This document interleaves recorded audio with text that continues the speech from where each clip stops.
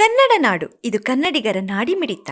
ಎಲ್ಲರಿಗೆ ನಮ್ಮ ವಾಲ್ಮೀಕಿ ಮಹಾಸಭಾ ಒಂದು ವೇಳೆ ಇವತ್ತು ನಾವು ಸೇರಿರ್ತಕ್ಕಂಥ ವಿಚಾರ ಬದಲಾದ ಸನ್ನಿವೇಶದಲ್ಲಿ ಕರ್ನಾಟಕ ರಾಜ್ಯದಲ್ಲಿ ಸರ್ಕಾರ ರಚನೆ ಆಗ್ತಾ ಇದೆ.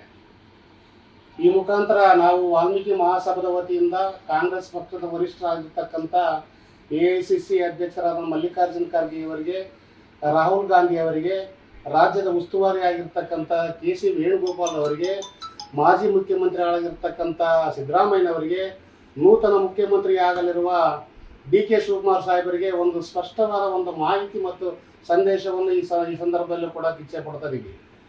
ಕಾರಣ ಏನಪ್ಪ ಅಂತ ಹೇಳಿದ್ರೆ, ಕರ್ನಾಟಕ ರಾಜ್ಯ ಸರ್ಕಾರದಲ್ಲಿ ಸರ್ಕಾರ ರಚನೆಯಾಗಬೇಕಾದ್ರೆ ನಮ್ಮ ವಾಲ್ಮೀಕಿ ಸಮಾಜದ ಕೊಡುಗೆ ಅಪಾರ ಇದೆ. ಕರ್ನಾಟಕ ರಾಜ್ಯದಲ್ಲಿ 15 ಮೀಸಲಾತಿ ಕ್ಷೇತ್ರದಲ್ಲಿ ದೇವದುರ್ಗ ಕ್ಷೇತ್ರ ಹೊರತುಪಡಿಸಿ ಉಳಿದ 14 ಕ್ಷೇತ್ರಗಳಲ್ಲಿ ಕಾಂಗ್ರೆಸ್ ಅನ್ನು ಗೆಲ್ಲಿಸಿಕೊಟ್ಟಿರ್ತಕ್ಕಂಥ ನಮ್ಮ ಸಮಾಜ, ಈ ಸಮಾಜಕ್ಕೆ ಹಿಂದಿನ ಸರ್ಕಾರದಲ್ಲಿ ಬಹಳ ಅನ್ಯಾಯ ಆಗಿದೆ ಅಂತ ಈ ಸಂದರ್ಭದಲ್ಲಿ ನಾನು ಹೇಳಕ್ಕೆ ಇಷ್ಟಪಡ್ತಾ ಇದ್ದೀನಿ. ಆಗಿರುವ ಅನ್ಯಾಯವನ್ನು ಬರಲಿರುವ ನೂತನ ಸರ್ಕಾರದಲ್ಲಿ ನಮ್ಮ ಸಮಾಜಕ್ಕೆ ಪ್ರಾತಿನಿಧ್ಯ ಕೊಡಬೇಕಂತ ಈ ಮೂಲಕ ನಮ್ಮ ಕಾಂಗ್ರೆಸ್ ಪಕ್ಷದ ವರಿಷ್ಠರಲ್ಲಿ ಒತ್ತಾಯಪೂರ್ವಕವಾಗಿ ಮನವಿ ಮಾಡ್ತಾ ಇದ್ದೀವಿ. ನಮ್ಮ ಕಾಂಗ್ರೆಸ್ ಪಕ್ಷದ ವರಿಷ್ಠರಲ್ಲಿ ಈ ಮೂಲಕ ಮತ್ತೊಮ್ಮೆ ವಿನಯಪೂರ್ವಕವಾಗಿ ಮನವಿ ಮಾಡಿಕೊಳ್ಳುವುದೇನೆಂದರೆ, ನಮ್ಮ ಬಳ್ಳಾರಿಯಲ್ಲಿ 5 ವಿಧಾನಸಭಾ ಕ್ಷೇತ್ರಗಳಲ್ಲಿ 4 ಮೀಸಲಾತಿ ಕ್ಷೇತ್ರಗಳು ಇರುವುದರಿಂದ ಜಾತಿವಾರ ಲೆಕ್ಕಾಚಾರದಲ್ಲಿ ಆಗಲಿ, ಜಿಲ್ಲಾವಾರ ಪ್ರಾತಿನಿಧ್ಯ ಆಗಲಿ, ನಮ್ಮ ಕಂಪ್ಲಿ ವಿಧಾನಸಭಾ ಕ್ಷೇತ್ರಕ್ಕೆ ಮೊದಲ ಪ್ರಾತಿನಿಧ್ಯ ಕೊಡಬೇಕಂತ ಒತ್ತಾಯ ಮಾಡ್ತಾ ಇದೀವಿ. ಸುಮಾರು 200-250 ಹಳ್ಳಿಗಳಿರ್ತಕ್ಕಂಥ ವಿಧಾನಸಭಾ ಕ್ಷೇತ್ರದ ಅಭಿವೃದ್ಧಿ ದೃಷ್ಟಿಯಿಂದ, ಸಮಾಜಕ್ಕೆ ನ್ಯಾಯ ಕೊಡಬೇಕೆಂಬ ದೃಷ್ಟಿಯಿಂದ, ಸಮಾಜದ ಏಳಿಗೆಯಾಗಿ ಆಗಿರುವ ಅನ್ಯಾಯಗಳನ್ನು ಸರಿಪಡಿಸುವ ದೃಷ್ಟಿಯಿಂದ ನ್ಯಾಯಸಮ್ಮತವಾದ ನಮ್ಮ ಬೇಡಿಕೆಯನ್ನು ಕೂಡಲೇ ವರಿಷ್ಠರು ಗಂಭೀರವಾಗಿ ಪರಿಗಣಿಸಬೇಕು. ಒಂದು ವೇಳೆ ಈ ನಮ್ಮ ಮನವಿಯನ್ನು ಏನಾದರೂ ತಿರಸ್ಕಾರ ಮಾಡಿದರೆ ಮುಂದಿನ ದಿನಗಳಲ್ಲಿ ಹೋರಾಟದ ಅನಿವಾರ್ಯ ಪರಿಸ್ಥಿತಿ ಆಗ್ತದೆ. ಆದ ಕಾರಣ ನಮ್ಮ ಕಾಂಗ್ರೆಸ್ ಪಕ್ಷದ ವರಿಷ್ಠರಲ್ಲಿ ವಿನಯಪೂರ್ವಕವಾಗಿ ಮತ್ತೊಮ್ಮೆ ತಮ್ಮಲ್ಲಿ ಮನವಿ ಮಾಡಿಕೊಳ್ತಿದ್ದೇನೆ.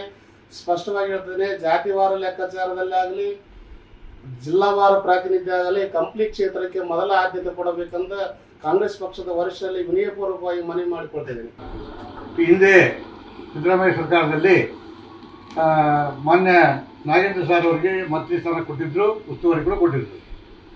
ಒಂದು ಹಗರಣದಿಂದ, ವಾಲ್ಮೀಕಿ ನಿಗಮ ಹಗರಣದಿಂದ ಅವರು ರಾಜೀನಾಮೆ ಕೊಡಬೇಕಾಯಿತು.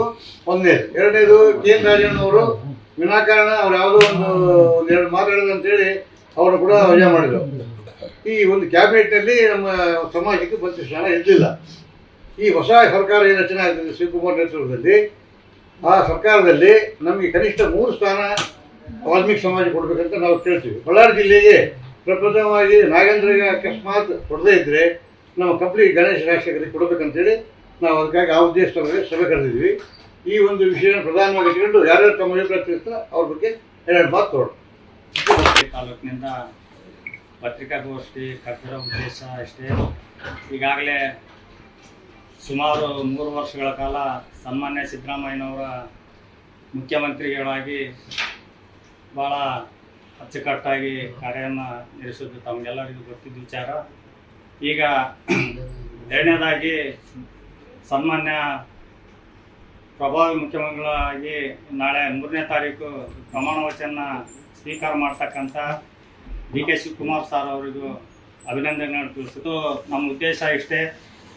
ಈಗಾಗಲೇ ಬಳ್ಳಾರಿ ಜಿಲ್ಲೆಯಲ್ಲಿ ಇಂದಿನ ಸಚಿವ ಸಂಪುಟದಲ್ಲಿ ನಮ್ಮ ಮಾಜಿ ಸಚಿವರಾಗಿ ಆಗಿರ್ತಕ್ಕಂಥ ನಾಗೇಂದ್ರ ಸಾರ್ ಅವರಿಗೂ ಮುಖ್ಯಮಂತ್ರಿ ಸ್ಥಾನ ಕೊಟ್ಟಿದ್ದರು.